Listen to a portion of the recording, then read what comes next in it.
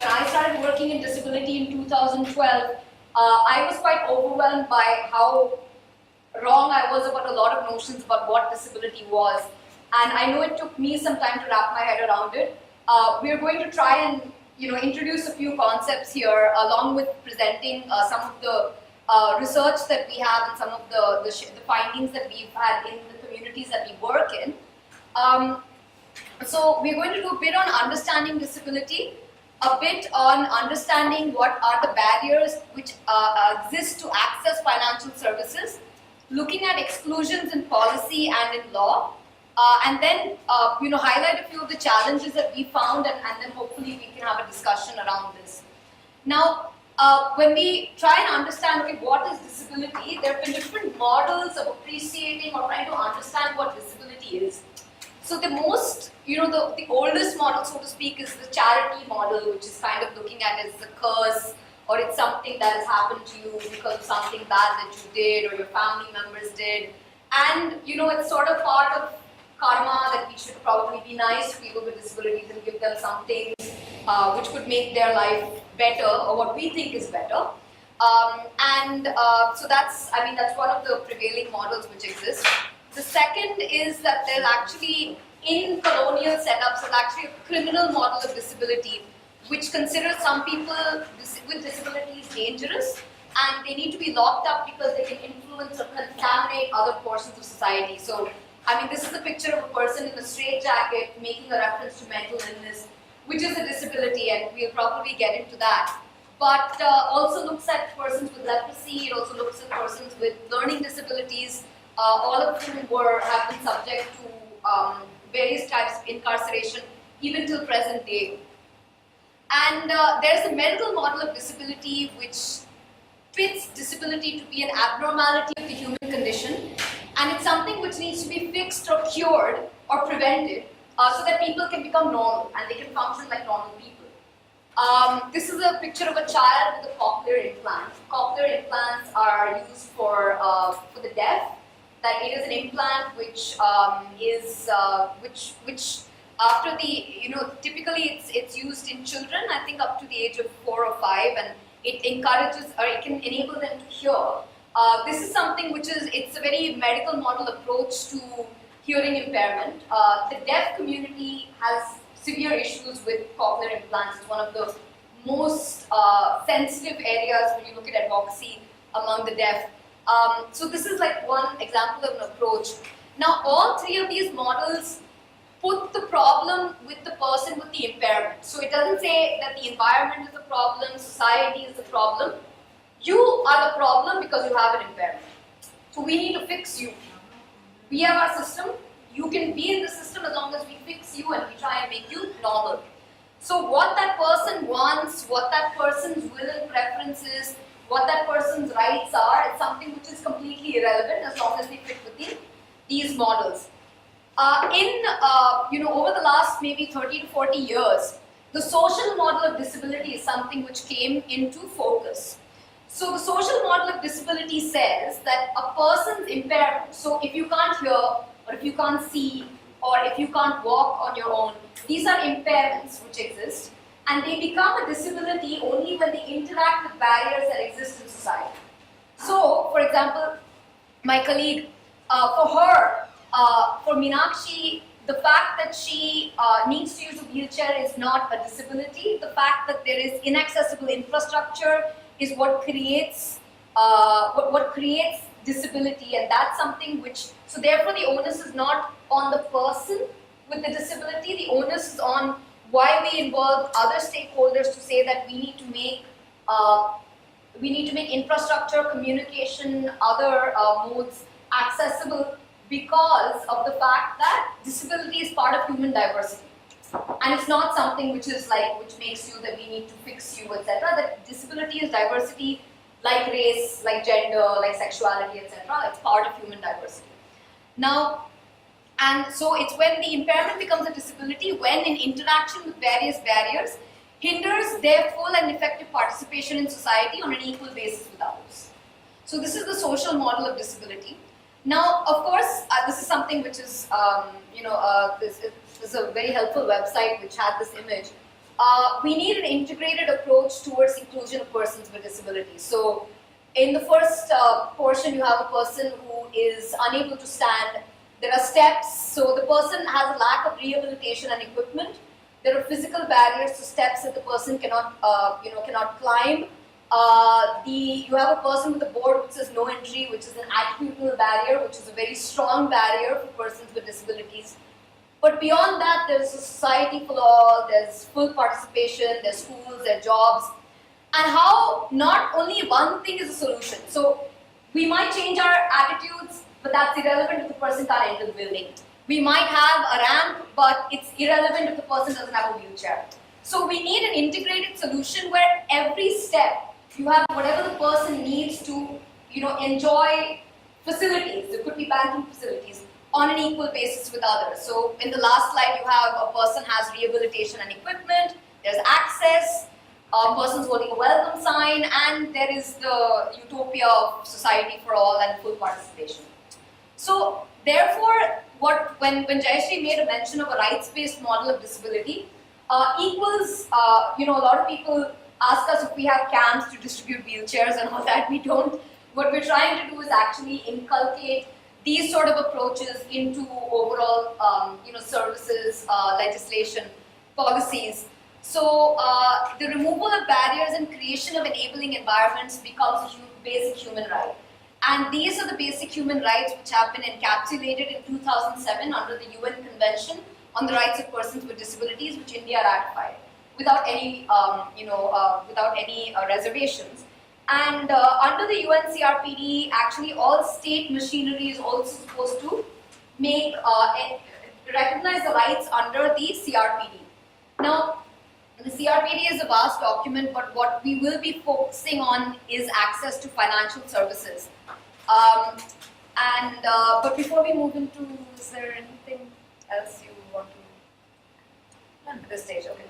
So when we you can stop us and whenever it's something if you have if you need more clarification on a particular aspect. You can stop. We might have to go back to both things, but maybe when we start talking about the specific, because here we are here to talk about access to financial services in particular, and for access to financial services, there have been groups of persons with disabilities working on this for a very long time. So there's been a lot of advocacy, which I think at least for the last 10 years, there have been various efforts being made with the Indian Banks Association, with the Reserve Bank of India, by many groups. Sometimes they are disability-specific groups, so a lot of blind groups have done work in Bombay, for example. There have been attempts being done by cross-disability organizations, that's groups which work with a whole range of impairments. And what we've all found is that there have been many barriers to access to financial services.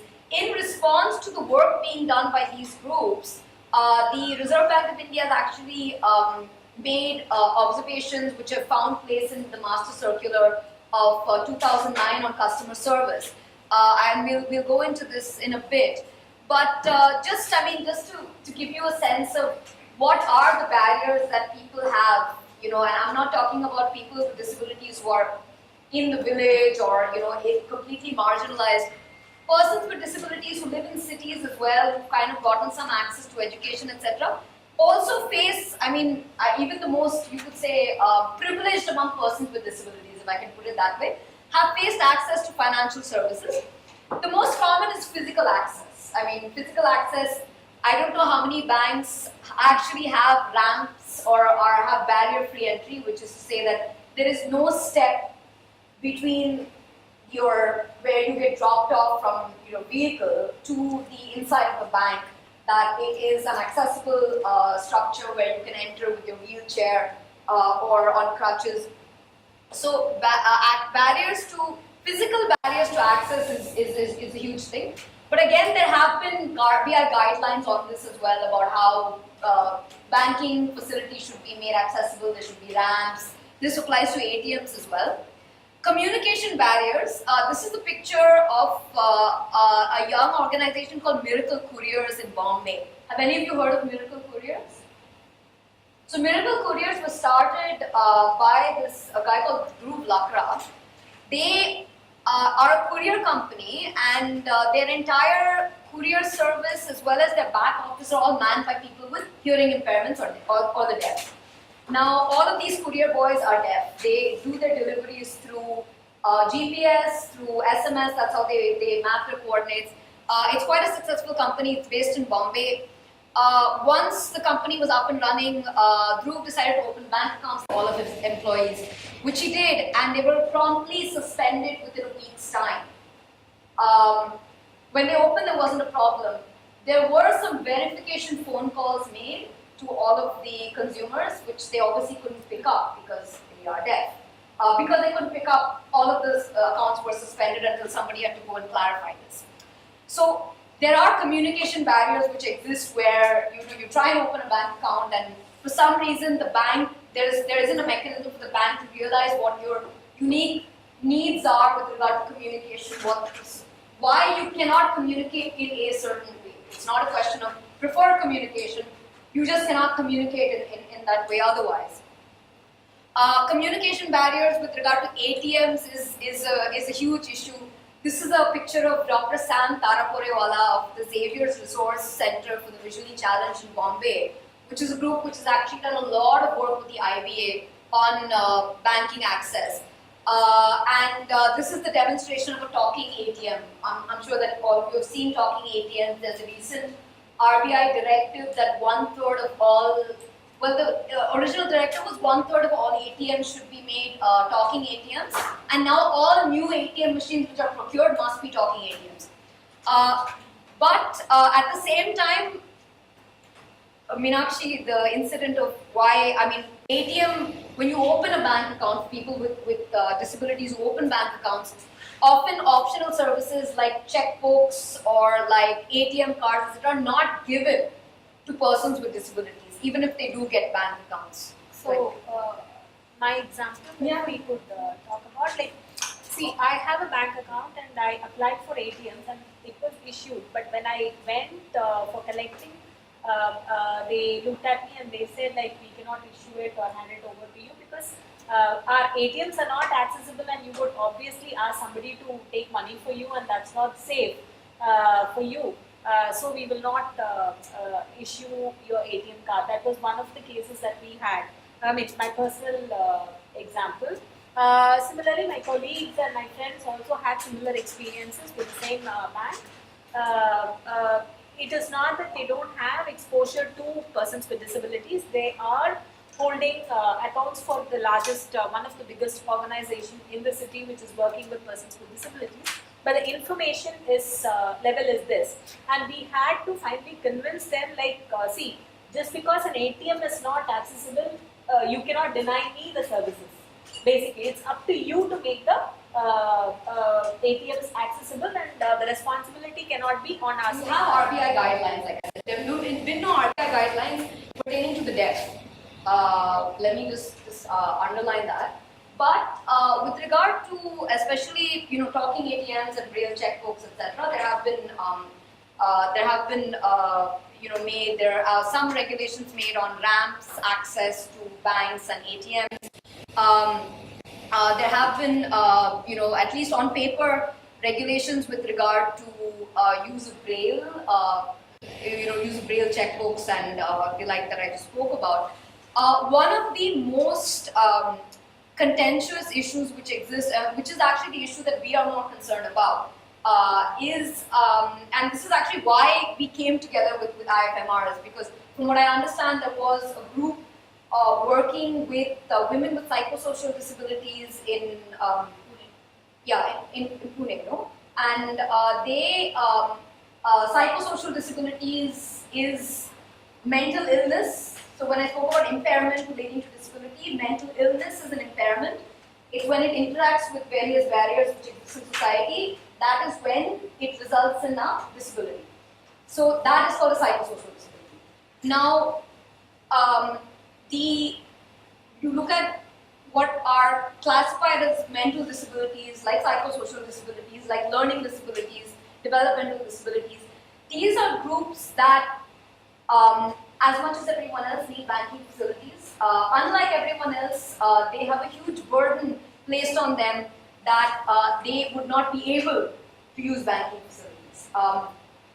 And this is something which has been, I mean, a lot of it is, there's a lot of foundation for this in law, in attitudes, in our understanding of, what people, we're very happy to be joined by Poonam Natarajan and Raju Padmanabhan I will get to the National Trust in a bit. This is just an introduction thing. I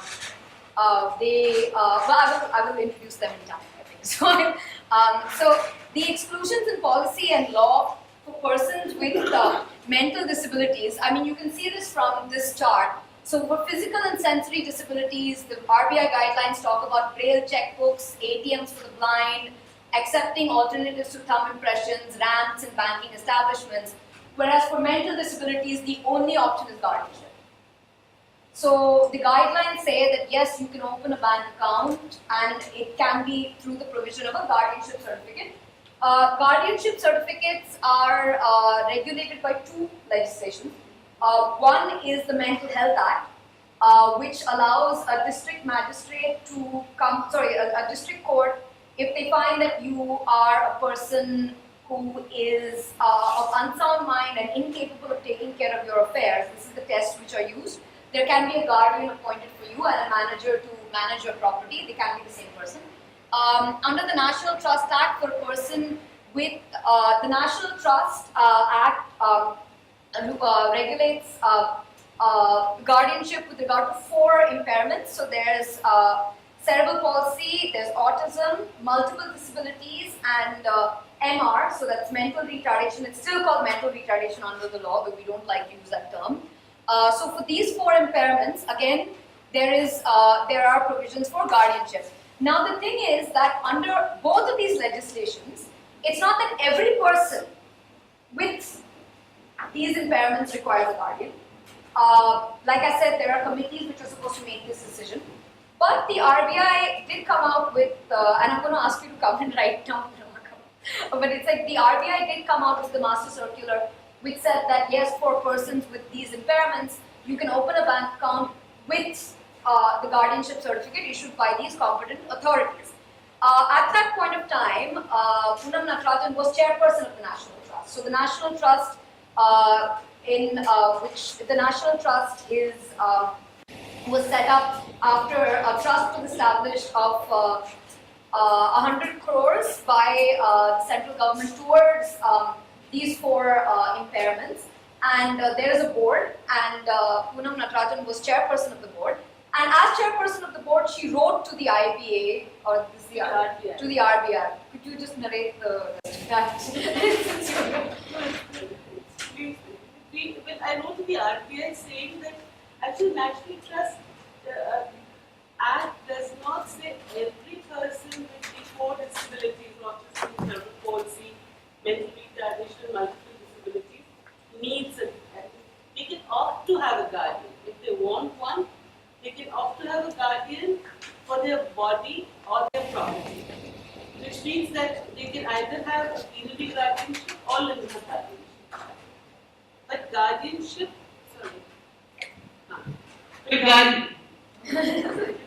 guardianship is not mandatory. But the bank expects you to have a guardian. They wrote back with a They little. wrote back and said, study the act once again.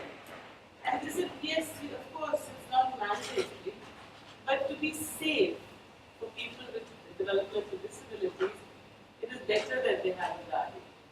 But then since so many people don't want a guardian, we went back when we did the financial inclusion kind of a campaign and said that we need to find another way because, especially cerebral palsy, many people with cerebral palsy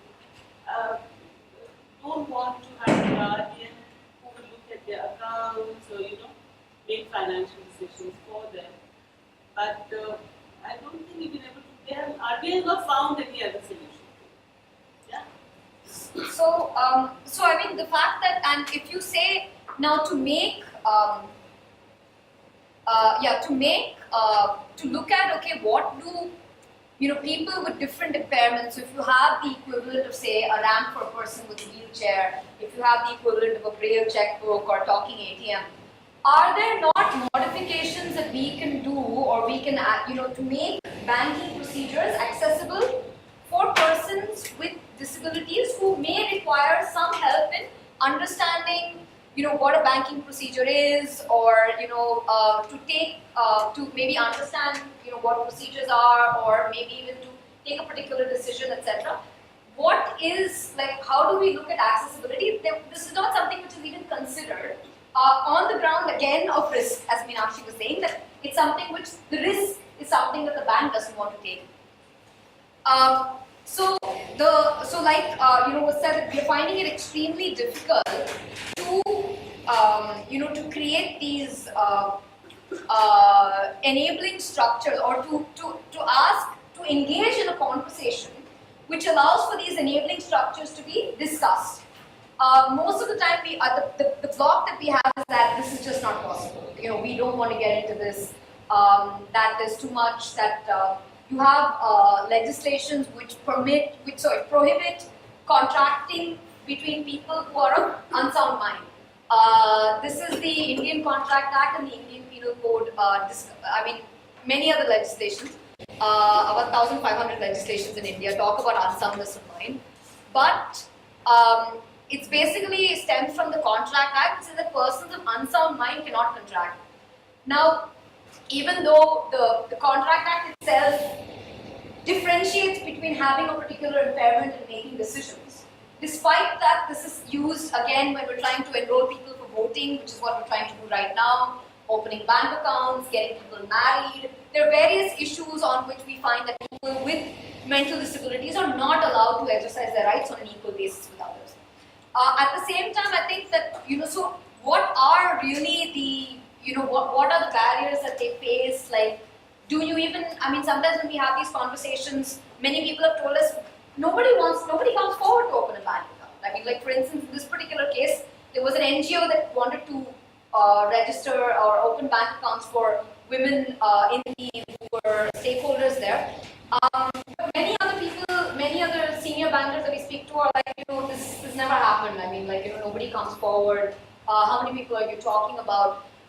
So there was actually a need to sort of trying to collect stories. So it's difficult for when we look at the way we make decisions as as this is the way in which we make decisions. We read something, somebody tells us something, and we may ask a few questions, but we communicate it orally. Anything which doesn't fall within this kind of realm of decision making becomes suspect to all of us.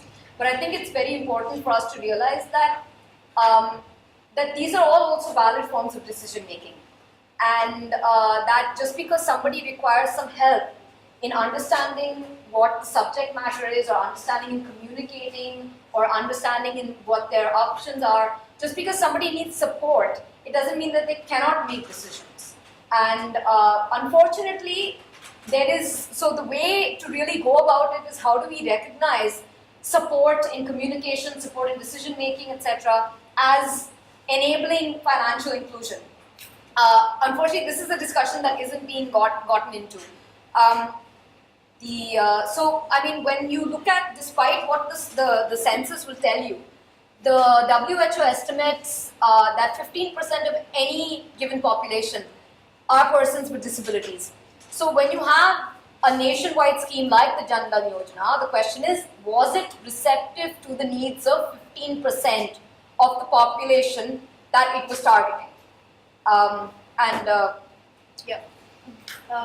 If we look at the scheme as such, Jan Dhan Yojana, we find it's very clear in terms of opening of bank accounts and in terms of credit, and we don't find any specific discrimination towards persons with disabilities in the scheme design or the way the mission statement or whatever. It is pretty clear. It is financial inclusion, and they want to cover across all categories of people living in the community. But if we look at, but there is also no facilitating or enabling provisions which looks at the existing procedure or existing that prevails within the banking system. Basically, whatever we have been discussing so far in terms of ensuring accessibility to the addressing the physical barriers, addressing the communication barriers, addressing the lack of accessibility in terms of supported decision making, or looking at a person and not as a joint holder of an account or represented by a guardian. So those procedural aspects have not been clarified in this particular within the scheme design, and there is no mention that this will be ensured, like the legal every individual will be taken as considered as an individual and not considered or facilitated through their plenary guardianship arrangement or any form of addressing those barriers. That has not been clarified within the scheme design. So obviously we have not done enough research to understand what happens at the field level when a person with disability wants to open and operate an account under this particular scheme. Obviously we know that the existing procedure will be applied for this scheme also based on our experience, because we have experience in terms of case studies and stories with other social protection programs such as the NREGA, National MGNREGS, the Rural Livelihood Program, the cash transfer programs like the Union Government's pension, the State Government's pension and maintenance grant. All the cash transfers now are linked to either the bank account or the postal account, and they are guided by the banking rules or the postal rules. Postal rules denies, they have two conditions. One is denying opening and operating accounts for a person with intellectual impairments and persons with psychosocial disability. And two, in case of physical disabilities, they deny operating bank account but allow opening of bank account. So the postal rules are very, dated in terms of recognition of rights and ensuring rights of all persons with disabilities. This is one example. But another flaw with the Jandan, this thing is the application form in the provision for declaration, self-declaration, like I have understood the conditions or whatever, and it has been explained. So the only mode of communication that was propagated, that was allowed in this particular application form is that the provisions or the guidelines and the application form has been read out to me and I understood it. So it allows or it restricts only oral one form of communication to engage with a wide range of or different constituencies of persons with disabilities, where the accommodation required by different groups of people or accessible requirement is very different. Like some communicates with pictures, some require some time, some require sign language interpretation, plain language. So instead they could have just said the language that is comfortable or the communication that is comfortable for the end user will be ensured. Would have been a much inclusive application form in terms of Jandan Yojana. And similarly, when one of your financial, similarly the card, I'm sure that we are going to face the same issue with the RU card that was proposed within the Jandan Yojana. That is one thing.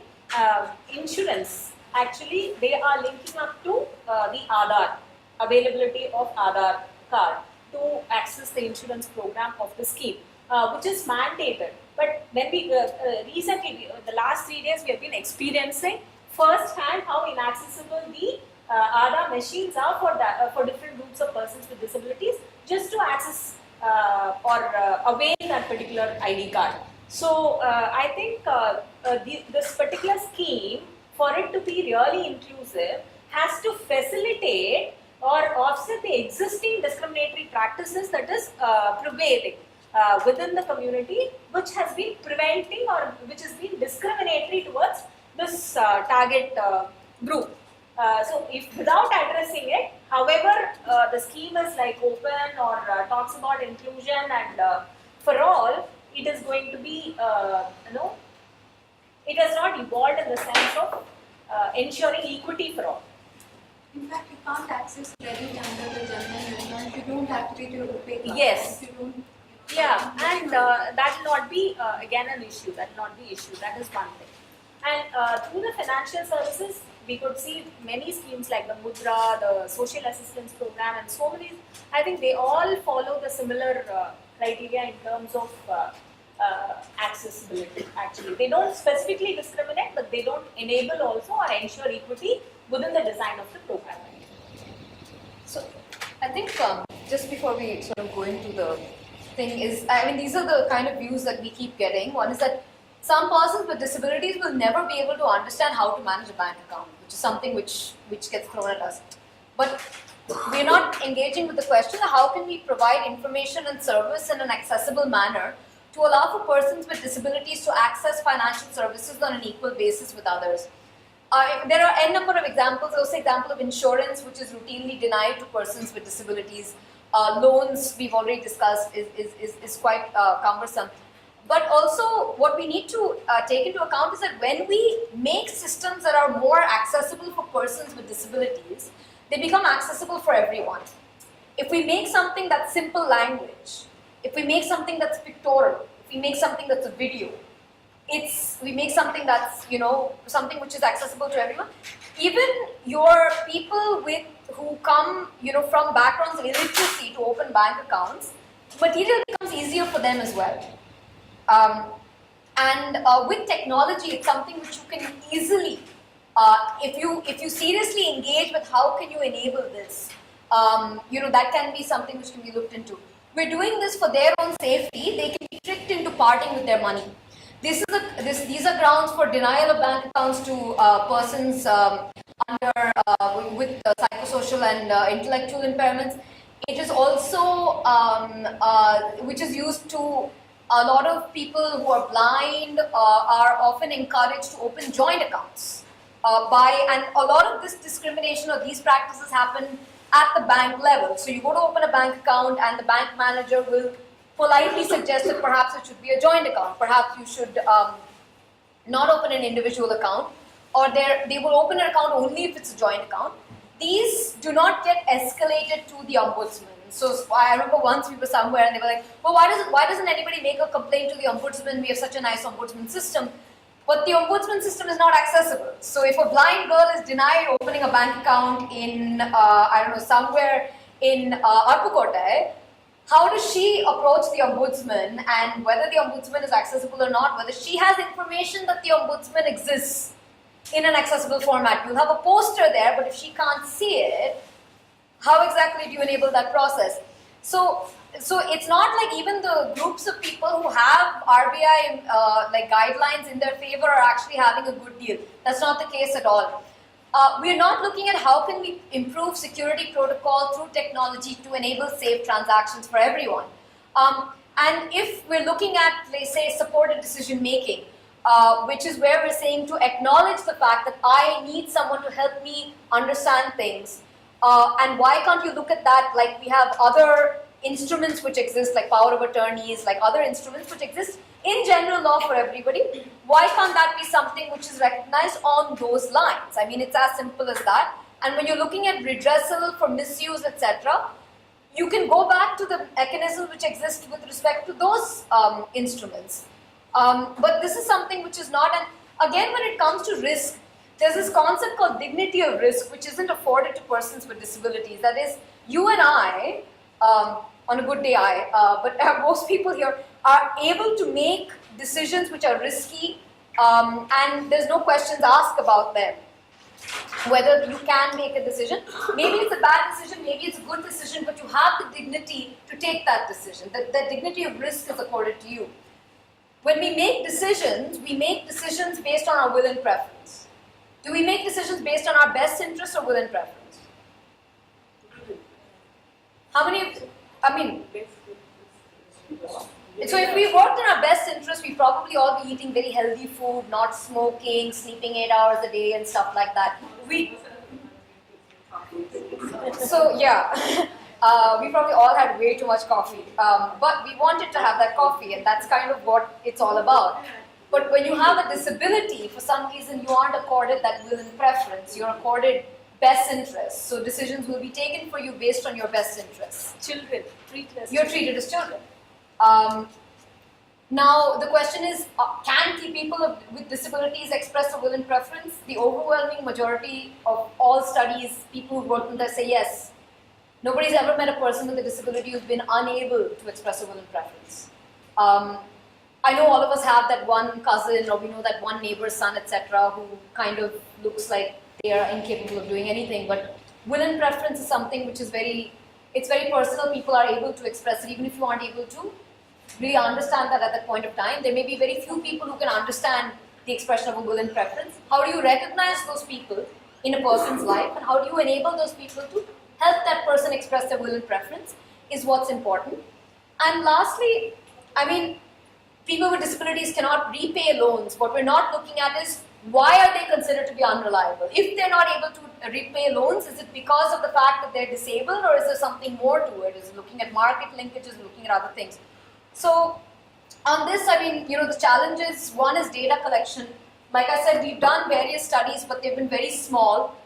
We didn't have the bandwidth as a small organization. We don't have the bandwidth to do a detailed study, but I think it's something that I have been personally trying to flag to a lot of organizations to look into, including IFMR. But it's something which I think that's something which we need to look at when we're looking at financial inclusion. Exactly, are we looking at a financial inclusion of everyone or just some people? We also need to look at, okay, what are the issues? I mean, Rajiv Rajan, who isn't here because he's supervising this Aadhaar registration thing, said that, a lot of people just look at me. Rajiv has cerebral palsy. They look at me and they assume that I can't make decisions for myself. So, I mean, what are these ideas that exist in the heads of people who work in banks or in the banking sector? Do we look at segregated kind of inclusion? So we have insurance under the National Trust, for example, called Niramaya, but when we're looking at mainstream programs, like where does inclusion come there? And there is the question, of course, I think that's the elephant in the room really, is that it's going to cost money to make these things accessible. So, is it fair to ask banks to raise that, etc.? I mean, these are the challenges that we have. So, we now invite questions to. I think that was a great presentation. And in fact, what struck me the most about all your arguments was that 20 years ago, we heard similar things about low-income households where, predominantly people were illiterate, and people would say, oh, they are not worthy of providing finance to. So, and I think this is the right platform, because several of the people you find on this floor are people that have worked very hard to break that stigma. So hopefully this will also